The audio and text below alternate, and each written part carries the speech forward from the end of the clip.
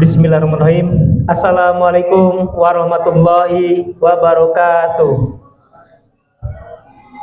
Alhamdulillahirabbil alamin. Wassalatu wassalamu ala safil anbiya'il mursalin wa ala alihi washabihi rasulillahi ajmain. Asyhadu an la ilaha illallah wa asyhadu anna Muhammadan abduhu wa rasuluh la nabiyya ba'da.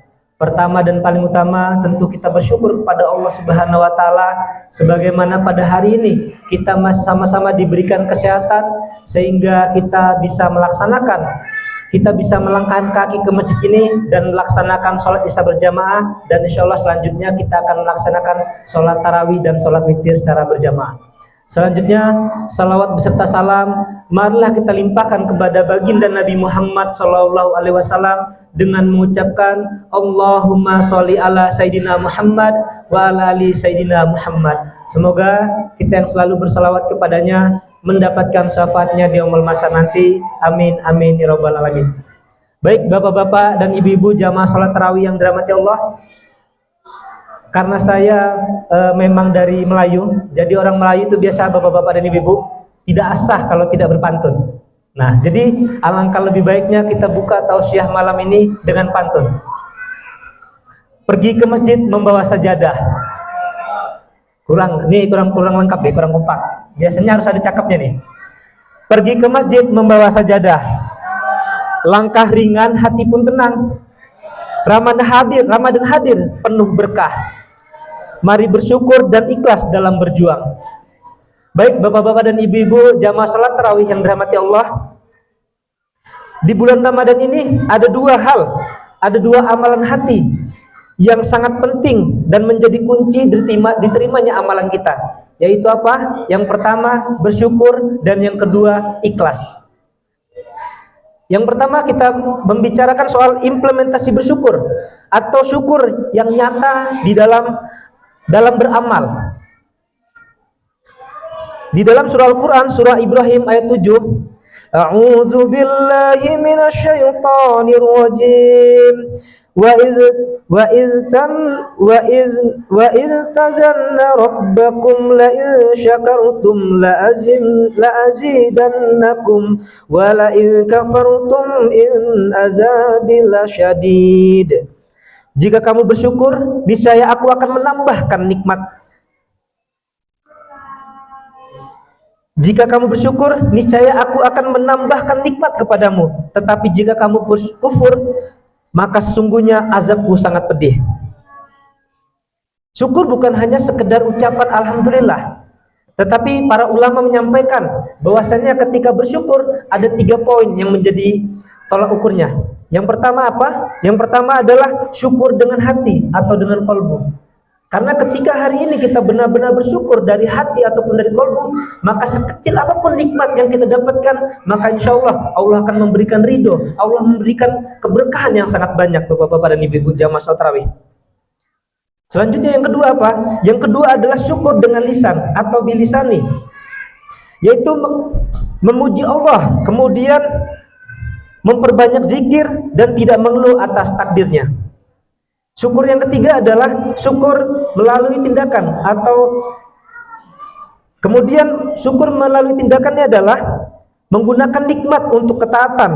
Implementasinya di bulan Ramadan seperti apa bapak-bapak dan ibu-ibu? Yang pertama adalah ketika kita diberikan kesehatan, maka gunakan untuk sholat tarawih dan qiyamul lail. Ketika kita diberikan harta yang berlebih, maka gunakan harta kita untuk bersedekah. Dan ketika kita diberikan waktu yang luang, maka manfaatkan waktu itu untuk membaca ayat suci Al-Quran dan tentu amalan-amalan sunnah lainnya yang bisa kita variasikan. Selanjutnya, implementasi ikhlas atau meluruskan niat dalam ibadah. Di dalam surah Al-Bayyinah ayat 5 disampaikan, A'udzu billahi minasyaitonir rajim. Wa ma umiru illa liya'budullaha mukhlishina lahuddin. Padahal mereka tidak diperintahkan kecuali untuk beribadah kepada Allah Subhanahu wa taala dengan memurnikan ketaatan kepadanya. Ikhlas artinya memurnikan niat hanya kepada Allah Subhanahu wa taala, bukan karena ingin dipuji makhluk, bukan hanya untuk dilihat makhluk atau dianggap soleh. Di era sekarang, godaan ria ini sangat ringan sekali bapak-bapak dan ibu-ibu. sangat halus. Kadang kita lupa dengan ria ini bapak-bapak dan ibu-ibu. Biasanya kita lupa kadang ketika beribadah tapi ingin diakui, kemudian ketika bersedekah ingin diposting. Biasanya banyak ini fenomena-fenomena seperti itu. Ketika bersedekah diposting, saya ikhlas begitu. Ternyata diposting. Kemudian mengaji tapi ingin dipuji suaranya. Ikhlas itu ibadah yang sunyi, tapi nilainya tinggi di sisi Allah Subhanahu wa taala. Rasulullah sallallahu alaihi wasallam bersabda bahwasannya Allah tidak melihat rupa dan harta kita, tetapi melihat hati dan amalan kita. Selanjutnya bapak-bapak dan ibu-ibu jamaah salat tarawih yang dirahmati Allah Subhanahu wa taala, hubungan bersyukur dan ikhlas, yaitu bersyukur membuat kita sadar semua dari Allah, dan ikhlas membuat kita mengembalikan semuanya untuk Allah. Orang yang bersyukur tapi tidak ikhlas, maka amalannya bisa gugur. Orang yang ikhlas tapi tidak bersyukur, maka Allah sulit merasakan manisnya ibadah. Mohon maaf, ketika orang ikhlas tetapi tidak dibarengi dengan syukur, maka sulit merasakan manisnya dalam beribadah. Maka di bulan Ramadan ini, di penghujung Ramadan yang tidak terasa sebentar lagi akan meninggalkan kita, maka manfaatkan waktu ini, waktu yang ada ini untuk sebanyak-banyaknya kita beribadah kepada Allah Subhanahu wa taala.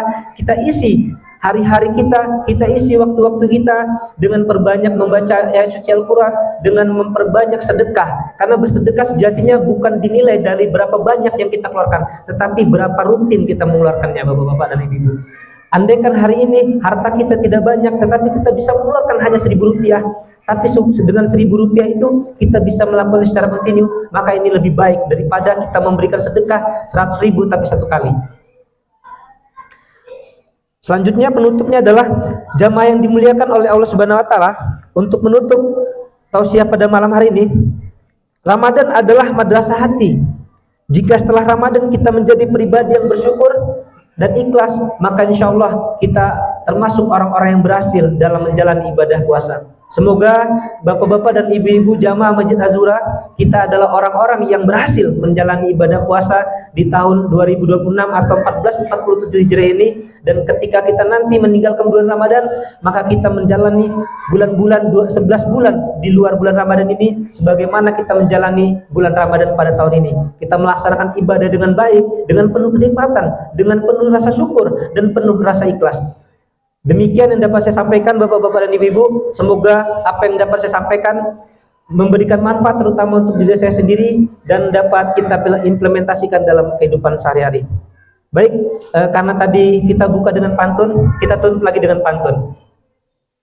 Pergi ke masjid membawa pelita, singgah sebentar membeli kurma.